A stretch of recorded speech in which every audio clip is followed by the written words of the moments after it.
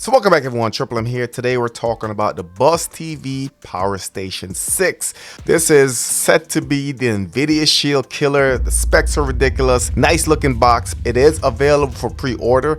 There are two different versions. We're going to jump into some of the details, the differences, but also want to hear your thoughts in the comment section. If you were to pick up one of these boxes, which one would it be? And I'm going to share my thoughts as well.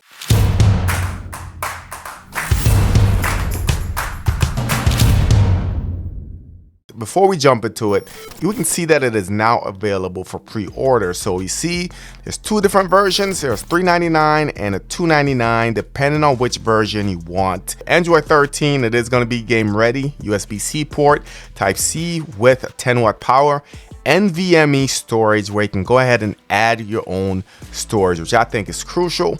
64-bit operating system, of course, Buzz 6 operating system, and of course gigabit LAN. This is what we haven't seen on the Firetv Cube or the On 4K streaming device Pro. So remote's gonna have backlight, 47 keys. It's gonna have voice control, of course, BuzzTV smart remote. So you see some of the different functions here. This is gonna be a full-fledged remote system built ready to start streaming, in my opinion. And of course we have two different versions. So this one that you're looking at, this is gonna be the 8GB version. So a little bit more subtle, not as much green as the 16 gig. So you can see we do have some highlights there in the front and at the top, on the bottom, versus the 16 gig where you see there's a lot more green built into the actual device itself. We have two USB ports on the front and one USB-C. And on the back, you can see we have power, we have a TFT card, we also have an optical audio port, HDMI, and we have the gigabit Ethernet LAN. So there's where the NVMe is going to be plugged in. So it looks like underneath the device there's a little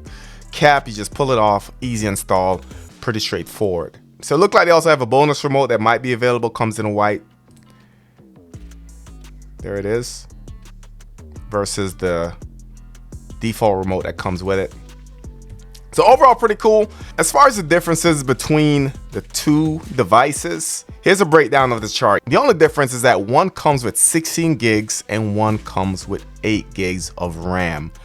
Looking through it, that is the only difference. So the question is, $299 versus $399, is 8 gigs of RAM worth $100 in this device? And I personally, I wouldn't go for the more expensive one. If you're gonna get the 8 gig, I feel like that will be enough for what you're trying to do. The specifications, you can throw 100 gigs at it. If it's not built properly, it's not gonna all work together at the same time. As far as the operating system and Netflix, those questions come up a lot. So operating system is not gonna be Android TV. It's not gonna be Google TV. It is gonna be Android Open Source Project, or aosp, which is normal Android. So not a big deal, but what this means is that for Netflix, you won't have the 4K version of the app available. You will have to settle for the 1080p version. It might not be important for everyone, but if you're someone who loves watching Netflix in 4K, that's going to be a deal breaker. So let me know your thoughts in the comments. Like I said, I'll pick up the 8 gig version just to kind of test it out. I feel like that's a better deal in my opinion.